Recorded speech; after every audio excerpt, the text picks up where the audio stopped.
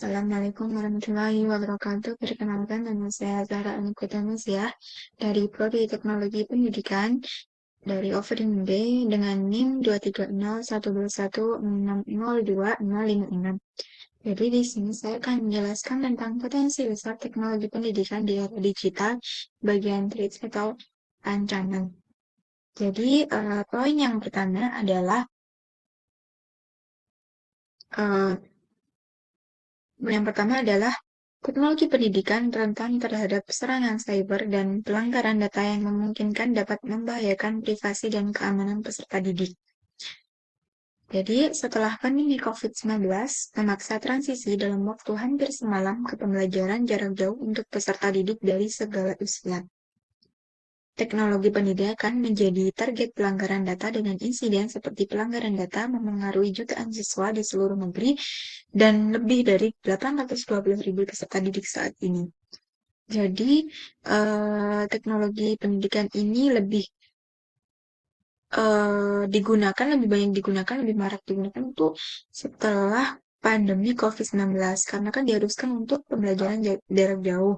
Jadi kita dilarang ketemu karena harus physical distancing ini. Jadi, alternatif yang dilakukan pemerintah adalah dengan melaksanakan pembelajaran jarak jauh. Nah, teknologi ini menjadi peran yang sangat penting, menjadi apa ya, fasilitas utama untuk mendukung pembelajaran jarak jauh, pembelajaran tatap muka ini. Jadi akibatnya banyak yang menyalahgunakan, kayak mungkin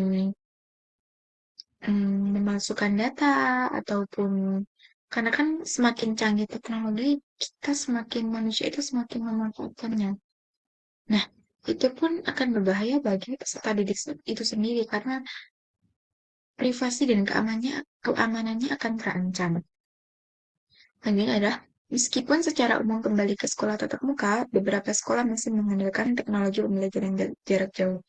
Sistem e-learning, seperti sistem teknologi informasi lainnya, rentan terhadap ancaman keamanan karena beberapa celah. Keamanan cyber merupakan kunci mendasar dalam transformasi digital di sektor pendidikan dan merupakan tanggung jawab semua pihak, termasuk pemerintah, penyedia layanan maupun pengguna, untuk memastikan proses pembelajaran berjalan lancar dan kualitas pendidikan tetap terjaga, serta memberikan manfaat bagi siswa dari pembelajaran online ini. Jadi kita harus tetap hati walaupun banyak manfaatnya, tetapi juga memiliki banyak kurangnya. Dan poin yang kedua adalah mengakibatkan kurangnya interaksi tatap muka dan sosialisasi antara peserta didik dan tenaga didik. Dengan berkembangnya teknologi pendidikan, maka muncul pembelajaran daring. Ini berarti dalam pembelajaran online, siswa dan guru berkomunikasi melalui aplikasi seperti Zoom, email, dan platform aplikasi pendidikan lainnya.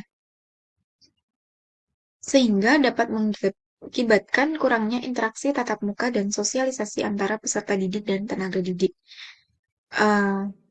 Yang dapat mempengaruhi semangat belajar dan prestasi peserta didik. Pembelajaran online adalah metode di mana siswa belajar dalam lingkungan yang sepenuhnya virtual. Pertama kali diperkenalkan sekitar tahun 1990-an dengan penciptaan internet dan digunakan dalam pendidikan jarak jauh. Pembelajaran online atau e-learning adalah yang paling umum di pendidikan tinggi yang memungkinkan siswa dari berbagai wilayah geografis untuk terhubung dengan lembaga akademik. Jadi karena kita pembelajaran daring ini ya, melalui Zoom, Jmeet, ataupun platform pendidikan, aplikasi pendidikan lainnya, itu kita jadi kurang berinteraksi, kurang sosialisasi dengan antara peserta didik dan guru atau tenaga didik. Jadi karena semuanya serba online, jadi jarang untuk dapat bertemu. Dan mungkin nampaknya kita kurang merasakan ilmu dari si gurunya ini, tenaga didiknya ini. Dan yang terakhir ataupun ketiga adalah ketergantungan yang berlebihan pada teknologi pendidikan sehingga mengakibatkan kurangnya kemampuan berpikir kritis dan pemecahan masalah.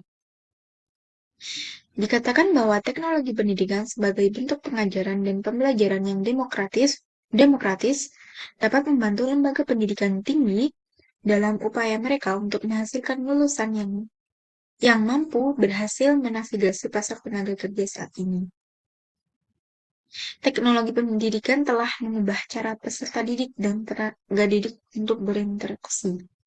Dan salah satu dampak yang disebabkan adalah peserta didik menjadi ketergantungan terhadap teknologi pendidikan, sehingga mengakibatkan kurangnya kemampuan dari peserta didik ini untuk berpikir kritis dan mencari solusi dalam menyelesaikan masalah.